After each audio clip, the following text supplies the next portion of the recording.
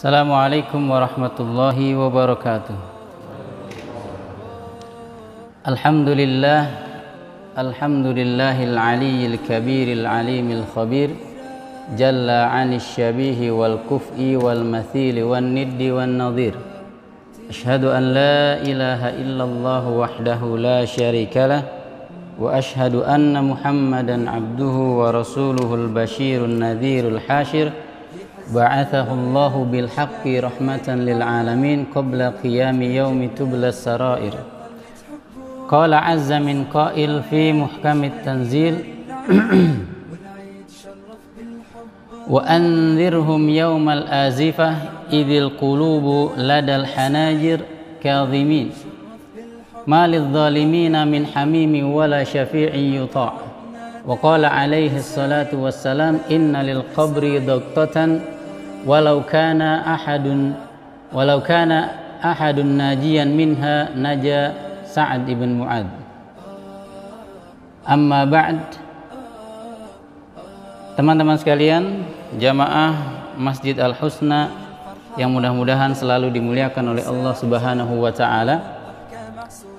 Bersyukur kita atas nikmat Allah berupa kesempatan untuk terus mempekerjakan akal kita untuk memahami titah dan perintah serta syariah, karena Al-Imam Waqi' Ibnul Jarrah berkata, innamal aqilu man aqila li amrillah wa laysa man aqila amrad dunya.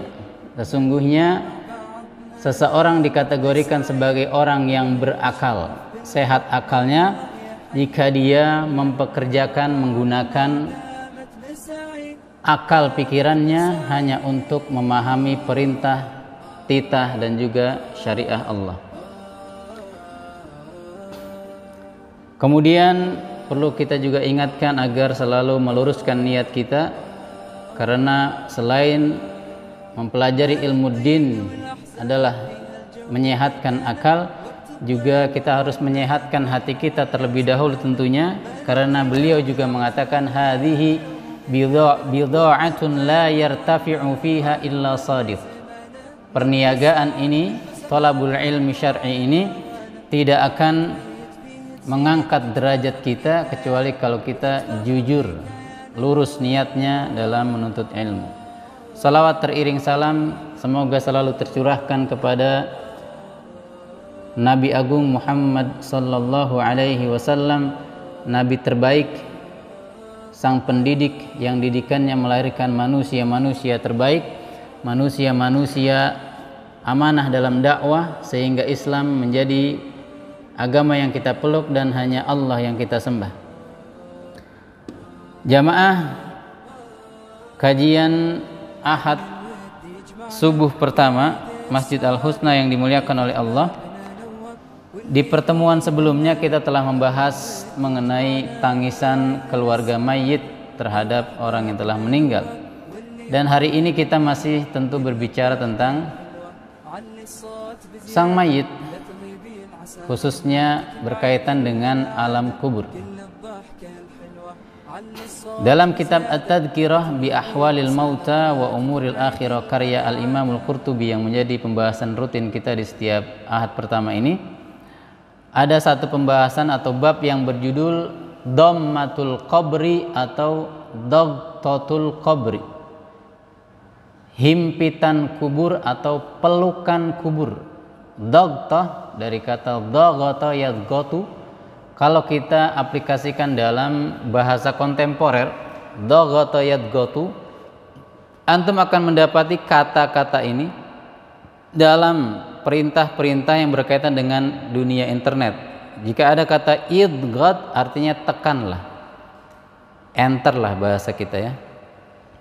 Sedangkan dhammatul qabri, dhamma yadummu, asli katanya menggabungkan dua hal. Misalkan dalam hadis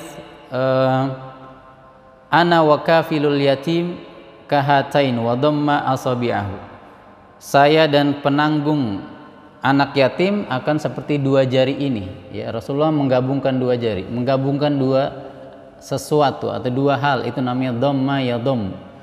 Nah, himpitan kubur atau pelukan kubur karena dua sisi liang lahatnya atau semua sisinya akan menghimpit seseorang yang baru saja dimasukkan ke liang lahat. Nah, bagaimanakah tentang bagaimana posisi dan kondisi orang yang beriman? Apakah juga akan mengalami himpitan dan tekanan kubur? Baik, itulah yang akan kita bahas di pertemuan kita kali ini. Ada minimal 3 hadis yang berkaitan tentang dhammatul qabri atau dagtatul qabri, himpitan kubur. Pertama, hadis Ibunda Aisyah Ummul Mukminin radhiyallahu taala anha bahwa Rasulullah sallallahu alaihi wasallam menyampaikan, innalil qabri dagtatan walau kana ahadun naja minha Sa'ad ibn Mu'ad. Sesungguhnya hadis diawali dengan harfu inna, harfu taukid, penegasan. Sungguh kuburan itu memiliki himpitan. Dagtah di sini tekanan. Kalau ada orang yang bisa selamat dari himpitan tersebut, pasti orangnya adalah Sa'ad ibn Mu'ad. Kenapa bukan Abu Bakar As-Siddiq? Kenapa bukan Umar, bukan Utsman, bukan Ali? Kenapa Sa'ad ibn Mu'ad? Siapa itu Sa'ad ibn Mu'ad? Kita terangkan dulu derajat hadis ini. Diriwayatkan oleh Al-Imam Ahmad dalam musnadnya. Kemudian Al-Imam Al-Iraqi mengomentari derajat hadis ini di dalam Takhrijul Ihya, isnaduhu jayyid. Para perawinya, status para perawinya adalah orang-orang yang bagus. Sedangkan Al-Imam Az-Zahabi dalam Siyar A'lam An-Nubala mengomentarinya, isnaduhu qawiyyun, sanadnya kuat. Jadi derajat hadis ini bisa dijadikan hujjah dalam berkeyakinan tentang himpitan kubur. Wa qala Al-Albani fi Silsilah As-Sahihah 1695, wa jumlatul qawli annal haditha bimajmu'i turuqihi wa syawahidihi sahihun bila raibin. Hadis ini dengan seluruh jalur periwayatannya dan juga penguat-penguat dari riwayat lainnya, derajatnya sahih tanpa diragukan.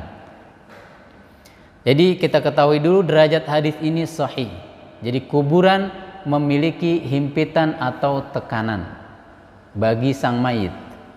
Nah, kita kenal dulu siapa itu Sa'ad ibn Mu'ad. Ada yang kenal, Pak? Siapa itu Sa'ad ibn Mu'ad? Mana ini pembesar-pembesarnya? Sibuk di bawah. Sa'ad ibn Mu'ad adalah seorang sahabiyun jalil, sahabat yang mulia dari kalangan Muhajirin apa Ansar? Hah? Ansar, khususnya dari Bani atau kabilah Khazraj atau Aus? Aus, Pak. Dari kalangan kabilah Aus yang selalu bertikai dan berseteru dengan Khazraj. Dia ini bukan cuma orang biasa, tapi tuannya kabilah Aus. Maka ucapannya didengar, tindak tanduknya digugu dan ditiru. Beliau masuk Islam melalui tangan sahabat yang mulia Mus'ab ibn Umair, seorang utusan Nabi yang diperintahkan oleh Nabi untuk mempersiapkan dan mengkondisikan Yathrib atau Madinah, sehingga saat Nabi hijrah sudah siap tuh, ada yang menyambut dan menerima. Nah, Mus'ab ibn Umair ini juga menjadikan rumahnya Sa'ad ibn Mu'ad sebagai markas dakwahnya. Dan setelah masuk Islam, Sa'ad ibn Mu'ad mengajak kabilahnya atau baninya, yaitu Bani Abdil Ashhal. Jadi ada kabilah Aus, di bawahnya ada turunannya yaitu Bani Abdil Ashhal. Karena dia didengar ucapannya, maka seluruh Bani Abdil Ashhal ini masuk Islam. Satu ini ya, peranan pentingnya mengislamkan sebuah kabilah, sehingga mendapat nilai plus di mata Rasulullah dan di mata Allah tentunya. Kemudian yang kedua, setelah masuk Islam dan mengajak kaumnya masuk Islam semuanya, karena dia tuannya, semua ngikut, maka peganglah kepala, jangan injak buntut, sehingga buntut nanti ngikut. Kepala-kepala suku diislamkan dulu. Kemudian dia pula bersama Usaid ibn Khudair, anak dari pamannya, menghancurkan patung-patung mereka. Dua peranan pentingnya, mengislamkan, menghancurkan patung-patung. Ketiga, saat perang Uhud atau Badar kalau tidak salah, Nabi sebelum perang bermusyawarah dengan para sahabatnya, bagaimana menurut kalian tentang perang ini? Lalu Sa'ad ibn Mu'ad inilah yang kemudian dengan lantang menyuarakan, qad amanna bika wa saddaqnak, ya Rasulullah, kami sudah beriman, kami benarkan seluruh sabdamu, wa syahidna anna ma ji'ta bihi al-haq, dan kami bersaksi bahwa yang kau bawa dengan dalam risalahmu adalah kebenaran. Wa a'tainaka mawathiqana 'ala sam'i wa ta'ah, dan kami berikan kepercayaan padamu untuk kami dengar dan taat. Famdi ya Rasulillah, ya Rasulullah, lima aratta, ayah sudah jalan ya Rasulullah, maju, hajar ini kaum musyrikin. Fanahnu ma'aka, kami bersama engkau. Fawalladzi ba'atsaka bil haqqi law ista'radta bina bi hadzal bahra la khudna, demi Allah, seandainya engkau mengajak kami untuk menyelami lautan, kami ikut. Tidak ada yang tertinggal dari kami satupun. Baru masuk Islam, Pak, diajak perang langsung, tanpa ragu. Di antara semua sahabat, beliau yang paling lantang. Apakah cuma ngomong doang? Tidak. Beliau ikut perang Uhud, dan beliaulah salah satu yang tetap bersama Nabi di saat yang lainnya kabur, karena ditikung dari belakang oleh kaum musyrikin yang sempat kabur itu. Beliau termasuk yang tetap, 3 nih ya, 4 lah sudah bukti keimanan beliau. Kemudian juga ikut perang Badar, kemudian perang Ahzab, perang koalisi kaum musyrikin, atau yang disebut dengan perang Khandaq. Dan disinilah beliau terkena anak panah hingga al-akhal, yaitu urat yang ada di tengah lengan ini robek. Nah, ini bukti keimanan, nggak cuma ngomong doang. Berapa perang diikuti? Perang Khandaq, perang Ahzab itu besar, musuhnya nggak sedikit. Dan Nabi lah yang mengobati tangan beliau sampai Nabi bikin doroba kubatan atau doroba khaymatan. Beliau sampai mendirikan kemah agar dekat dengan Sa'ad untuk menjenguknya. Beliau ngobatin sampai 3 kali dengan cara metode dipanaskan uratnya agar darahnya berhenti. Namun Allah menghendaki lain, tidak berhenti-berhenti itu darah. Nah, disinilah karomah daripada Sa'ad ibn Mu'ad. Ada karomah, Pak. Ini contoh salah satunya. Kemudian beliau setelah darahnya belum juga berhenti, Allah mengabulkan doanya Sa'ad ibn Mu'ad. Allahumma in kunta abqaita min harbi Quraisyin syai'a, ya Allah, jika masih ada perang untuk memerangi kaum Quraisy, fa'abqini laha, ini doa beliau, ya Allah, hidupkanlah aku, jangan mati dengan luka ini. Fa innahu la qauma ahabbu ilayya min ujahidahum fika min qaumi adaw nabiyyaka wa kadzabu wa akhraju, sesungguhnya tidak ada kaum yang paling aku suka untuk memerangi mereka daripada kaum yang menyakiti nabimu dan mendustakannya.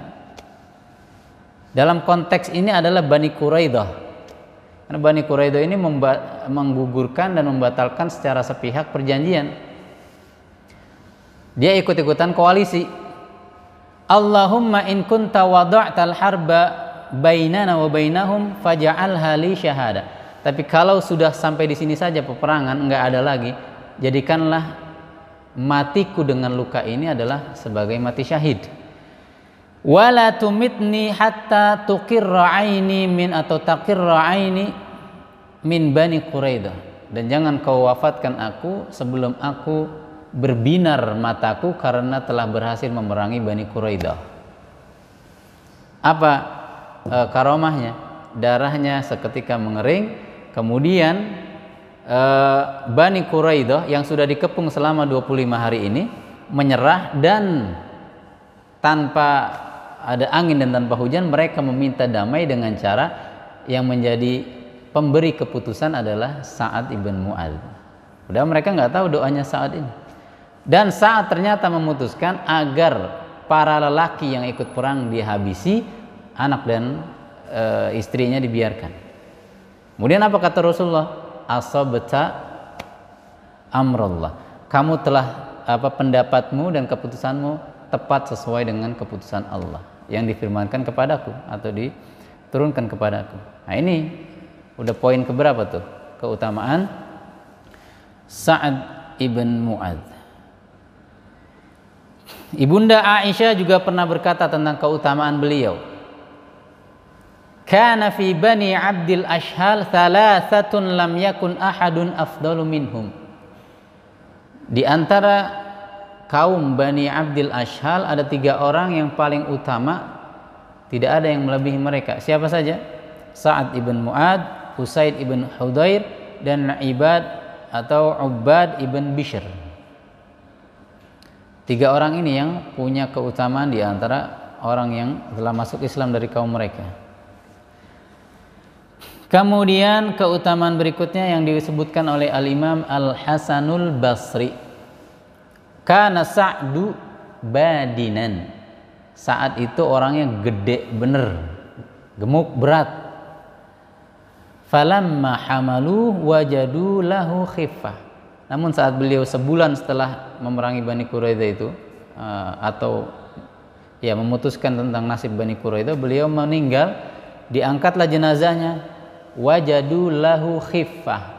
Badannya enteng. Apa kata Nabi? Inna lahu hamalatun ghairukum, karena sesungguhnya dia memiliki pengangkat-pengangkat lain, pembawa jenazah lain dari kalangan kalian, yaitu dari kalangan selain kalian, maksud saya, yaitu para malaikat. Dan hadis yang berikutnya tentang Sa'ad ibn Mu'adz berkaitan dengan ini. Baik, tentang Sa'ad ibn Mu'adz sampai di sini, tapi kita lanjutkan hadis berikutnya tentang Daqtatul Qabri yang masih berkaitan dengan Sa'ad ibn Mu'adz. Nabi bersabda, "Hadzal ladzi taharraka bihil 'arsyu wa futihat lahu abwabus sama' wa syahidahu sab'una alfan minal malaika laqad dumma dhammatan thumma furrija anhu." Hadis yang kedua ini dari Abdullah ibnu Umar, diriwayatkan oleh Al-Imamun Nasa'i dengan nomor hadis 2055, namun Al-Imam An-Nasa'i sakata anhu, tidak mengomentari hadis ini, diam. Wa bawwaba alaihi biqaulihi dhammatul qabri wa dagtatuhu. Namun beliau di dalam sunannya membuat satu bab judul tentang himpitan kubur dan pelukannya.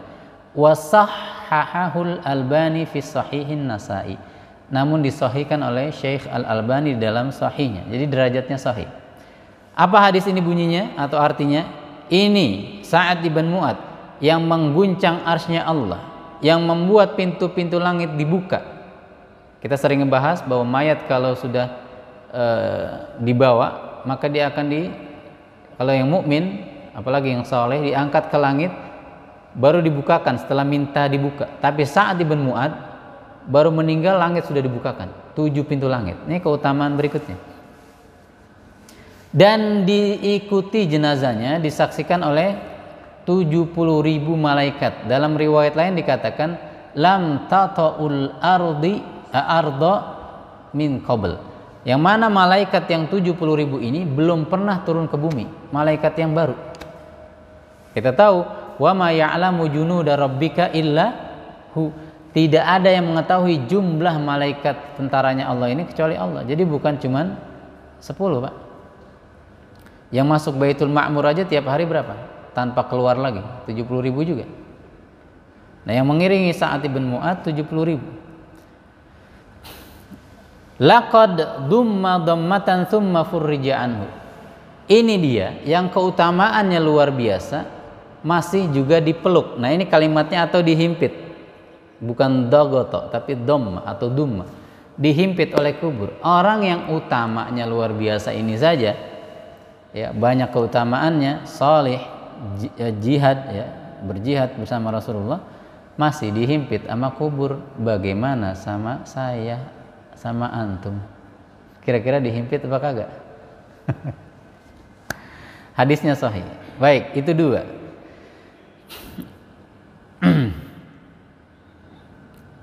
Atau dalam riwayat Al-Imam At-Tabarani dari hadisnya Abdullah ibnu Abbas, lau naja ahadun min dhammatil qabri la naja Sa'ad ibn Mu'ad wa laqad dhammatan thumma ruhiya anhu. Seandainya ada yang bisa selamat, naja artinya takhallasa, selamat dari himpitan kubur, pasti orangnya Sa'ad ibn Mu'ad, tapi sayang dia pun dihimpit kemudian dilepaskan.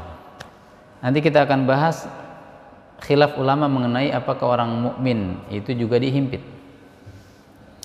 Hadis yang ketiga atau yang keempat, hadis Ayyub Al-Ansari dan juga Anas ibn Malik.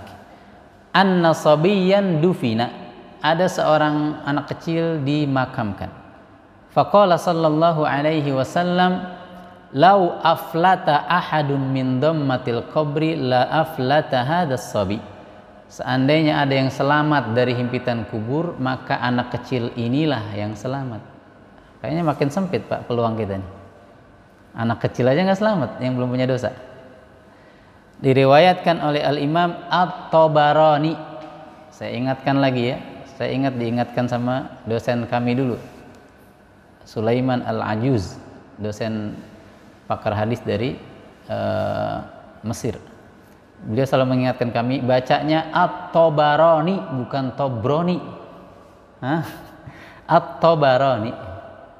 Saya selalu mengingat hal-hal yang kecil, namun penting sebenarnya. Karena beda nama beda. Seperti Al-Hakim At-Tirmidzi dengan Al-Imam At-Tirmidzi beda. Yang satu 320 Hijriah, yang satu sebelumnya 120-an. Disahihkan oleh Al-Hafidz Ibnu Hajar di dalam Al-Matalib Al-Aliyah, dan juga Ibnu Hajar Al-Haythami di dalam Majma'uz Zawaid wa Manba'ul Fawaid, dan juga oleh Syekh Al-Albani. Jadi derajatnya sahih. Anak kecil aja tidak lepas dari himpitan kubur. Sedangkan Al-Imamul Qurtubi menyebutkan tentang hal ini di dalam kitabnya At-Tadhkirah di halaman 323 dengan judul Ma Jaa fi Daqtatil Qabri ala sahibihi wa in kana salihah. Himpitan dan tekanan kubur meskipun kubur itu diisi oleh orang saleh. Baik. Bahkan Umar ibn Al-Khattab mengenai hal-hal yang mencekam di kuburan ini, beliau sampai berkata, lau kana li tila'ul ardi laftadaitu bihi min haulil muttali'. Seandainya aku memiliki emas seisi dunia ini, akan aku tebus itu himpitan kubur atau keguncangan kematian agar aku tidak mengalaminya. Umar ibn Al-Khattab yang ditakuti syaitan dari kalangan atau jin dari kalangan syaitan, atau sebaliknya syaitan dari kalangan jin, masih takut dengan himpitan kubur. Baik, pendapat pertama, tusibu dhammatul qabri kulla mu'minin wa tashtaddu alaihi. Himpitan kubur akan mengenai semua orang beriman dan akan terasa keras atau berat. Pendapat pertama.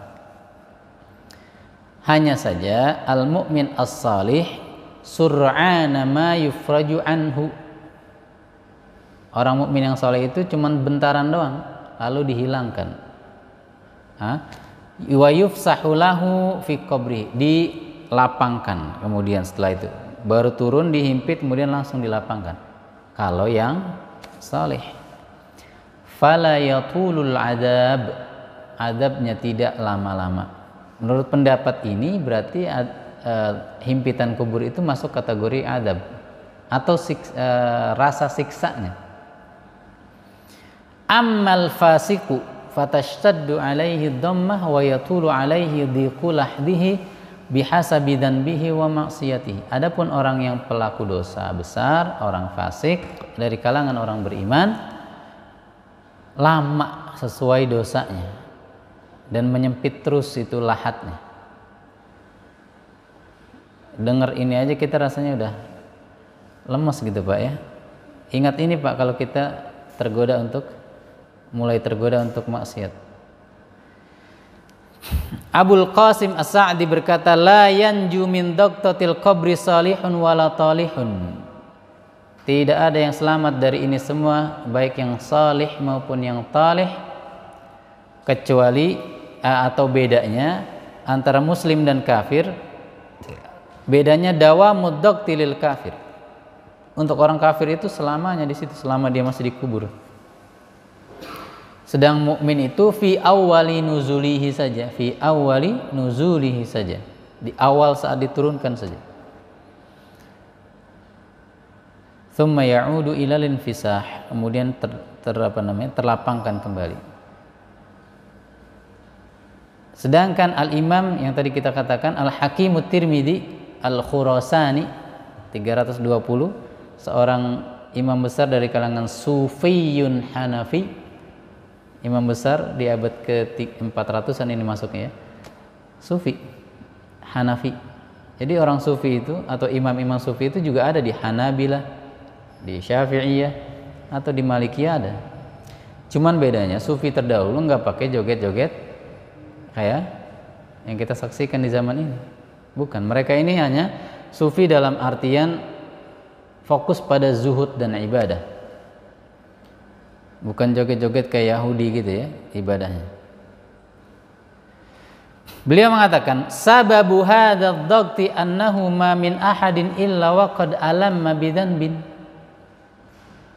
Sebabnya karena tidak ada satu orang pun yang tidak pernah terus-terusan dalam dosa, baik kecil maupun besar. Pasti ada. Ada di antara kita pasti ya yang melakukan dosa kecil karena dianggap remeh ya terus-terusan. Nah, ada kaidah dalam masalah dosa ini. Kaidah dalam masalah dosa. Lal kabair ma'a al-istighfar, tidak ada yang disebut dosa besar kalau orang itu bertobat nasuha, beristighfar tapi tobat nasuha. Gugur artinya. Walas saghair ma'al istimrar. Enggak ada itu namanya dosa kecil kalau terus-terusan, bisa jadi gede. Nah, gitu maksudnya. Nah, karena sebab inilah semuanya kena himpitan kubur, logis kan? Fatudrikuhu hadhihi ad-daqtatu jazaa'an laha thumma tudrikuhu ar-rahmah. Maka orang mukmin kena pasti. Himpitan ini kemudian dirahmati oleh Allah. Namanya masih ada iman, dikasih sayang, dan kita masih insya Allah punya amalan saleh. Itu pendapat pertama, semua kena dan rasanya berat atau keras. Namun bagi yang saleh itu hanya di awal saja, kemudian dilapangkan. Beda dengan yang fasik, ya tergantung dosanya. Apalagi orang kafir selamanya. Karena kekufurannya itu nggak percaya sama Allah, gimana?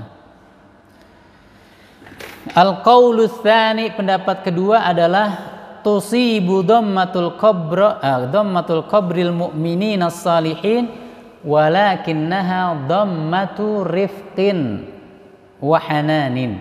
Semua emang kena, tapi bagi orang mukmin apalagi yang saleh itu adalah pelukan kasih sayang. Laisa fiha adza wala alamun. Tidak ada rasa sakit dalam himpitan itu sama sekali. Menurut pendapat kedua. Sama, ada himpitan tapi bukan himpitan siksa.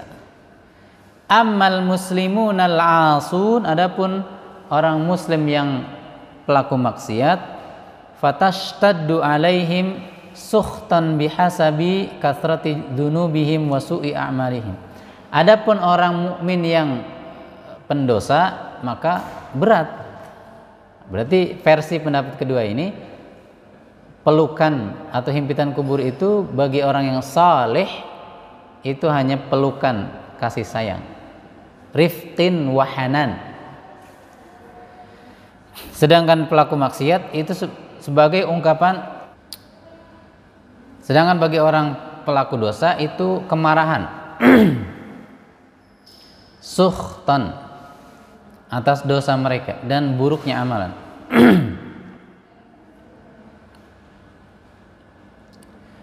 Muhammad At-Taimi Al-Harith, seorang tabi'i penduduk Madinah yang wafat di tahun 120 Hijriah,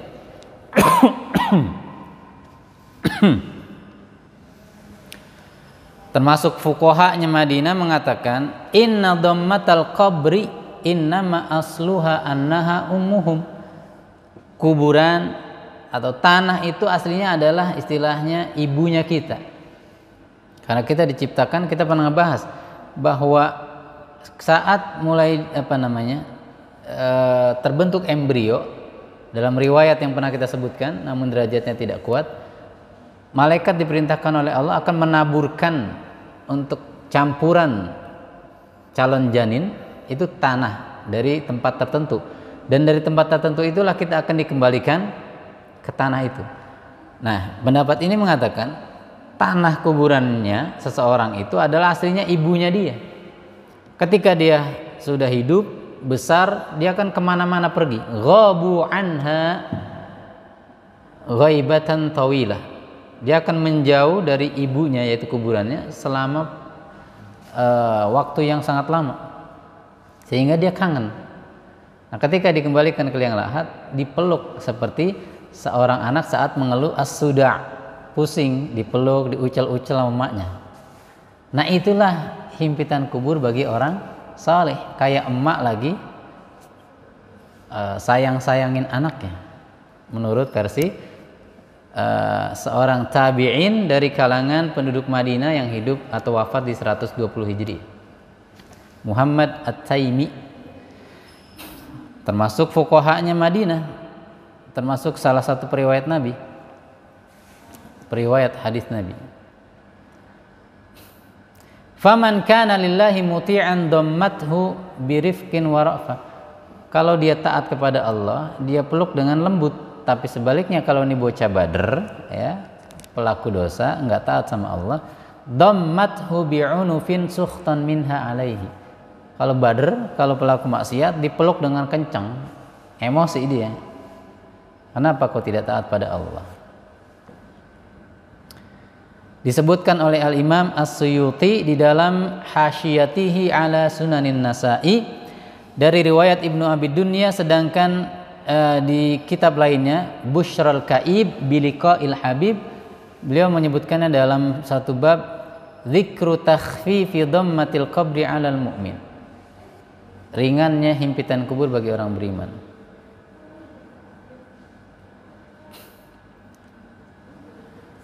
Kemudian juga ada riwayat yang senada dengan ini, namun riwayatnya dhaif. Saya ulangi, dhaif. Dari Ibunda Aisyah bahwasannya dia berkata kepada Rasulullah, "Ya Rasulullah, sejak engkau mengingatkanku tentang suara munkar dan nakir dan juga himpitan kubur, aku belum begitu paham." Maka kata Nabi, "Wahai Aisyah, suara munkar dan nakir itu bagi orang beriman hanya seperti kau bercelak dengan celak mata." Agak gimana gitu kan, kalau celak zaman dulu kan pakai besi ya. Nah, itu agak enggak nyaman gitu. Wa inna daqtatal qabri 'alal mu'min kal ummi syafiqah. Nah, ini tadi yang saya katakan. Himpitan kubur bagi orang beriman seperti ibu yang kangen anaknya. Yashku ilaiha ibnuha suda'a. Anaknya mengeluh puyeng kepalanya, pusing. Ya, kemudian diucel-ucel kepalanya. Walakin ya Aisyah wailun lisyakina fillah kaifa yudghatuna fi kuburihim kadaqtatil bayda 'alal as-sakhra. Tapi kalau orang yang ragu terhadap Allah, tidak beriman, itu himpitan kubur akan berasa seperti sebuah telur yang dihimpit dengan batu. Gimana, Pak? Pecah. Tapi hadis ini dhaif. Untungnya dhaif, Pak. Kalau enggak, yang bermaksiat ini udah kayak telur pantar. Nah, untuk menguatkan pendapat kedua ini, Al-Hafidz Adz-Dzahabi, Al-Imam Adz-Dzahabi Asy-Syafi'i mengatakan himpitan ini laisat min adzabil qabri fi syai'in. Tenang aja, himpitan bagi orang beriman yang saleh ini bukan sama sekali azab. Ini sama seperti hal-hal yang dia alami, seperti ketidaknyamanan dia ketika ruhnya keluar dari jasadnya, ketika ada keluarga yang menangisinya, seperti yang salah satu makna yang kita bahas kemarin, makna bahwasannya mayat akan disiksa oleh karena tangisan keluarganya, itu maksudnya dia tidak nyaman, bukan disiksa dalam artian hukuman. Atau seperti dia sakit di dunia, itu saja, bukan adab menurut Al-Imam Adz-Dzahabi di dalam Siyar A'lamin Nubala jilid pertama halaman 290-292. Begitu juga dikatakan oleh Syekh An-Nafrawi Al-Maliki, amma dhammatul qabri fala budda minha. Himpitan kubur itu mesti ada. Wa in kanat takhtalifu bi ikhtilafid darajat, namun berbeda rasanya dengan perbedaan derajat amalan setiap orang. Baik, itu saja yang kita bahas, mudah-mudahan dapat dipahami. Intinya ada dua pendapat. Pertama, baik mukmin maupun kafir atau fasik semua kena himpitan kubur. Cuma bedanya pendapat pertama mengatakan bagi yang soleh itu hanya sebentar, tapi tetap terasa berat. Ini pendapat pertama.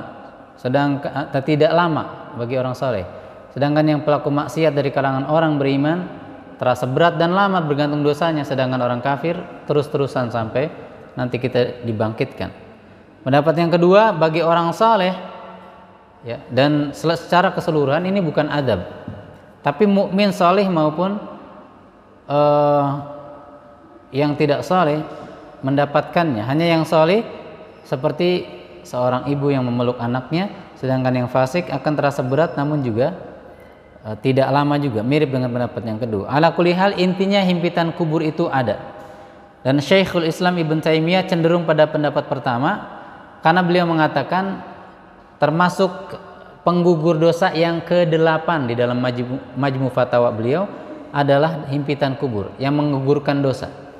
Sehingga nanti disitulah poin-poin yang menyebabkan kenapa ada orang pendosa setelah ditimbang tetap dimasukkan dirahmati oleh Allah. Karena dia sudah melewati itu semua, orang beriman tuh. Ya. Baik, mudah-mudahan dapat dipahami. Dan kalau ada pertanyaan atau saran atau kritikan silakan.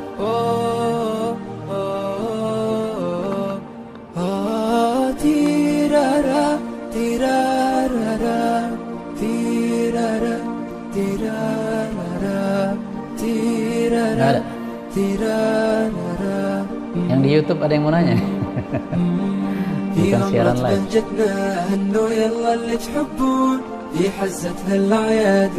Tidak ada. Abu Fikri kemana ini? Biasanya sudah siap dengan catatan pertanyaan. Kalau nggak ada beliau, nggak ada yang nanya. Kalau nggak ada, kita tutup. Ibu-ibu, ada pertanyaan, Bu?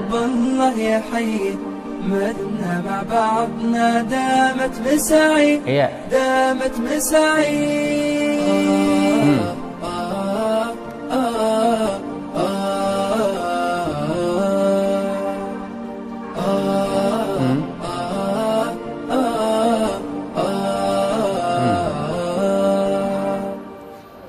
الفرحة معهودة افرح وانسى أحزانك فيها الضحكة معسولة داعبها بكل أشجانك فيه الفرحة معهودة افرح وانسى أحزانك فيها الضحكة معسولة عليك ألحانك ردد كلمة منشودة عيد مبارك بلحانك خلي العيد بحلولة فرحة وسامر خلانك فرحة وسامر خلانك. Dari kata halala yuhallilu, yaitu tadi mengucapkan la ilaha illallah. Umumnya di Indonesia acara tahlilan ditujukan, asalnya mungkin ya, ditujukan untuk meringankan dosa-dosa atau menggugurkan dosa-dosa kecil dari orang yang meninggal tersebut, seperti halnya sholat jenazah. Sholat jenazah itu kan sebagai syafaat bagi orang yang meninggal. makin banyak yang sholat, makin ringan dosanya, jadi tergugurkan dikit demi dikit. Mengenai tahlilan dalam artian mengumpulkan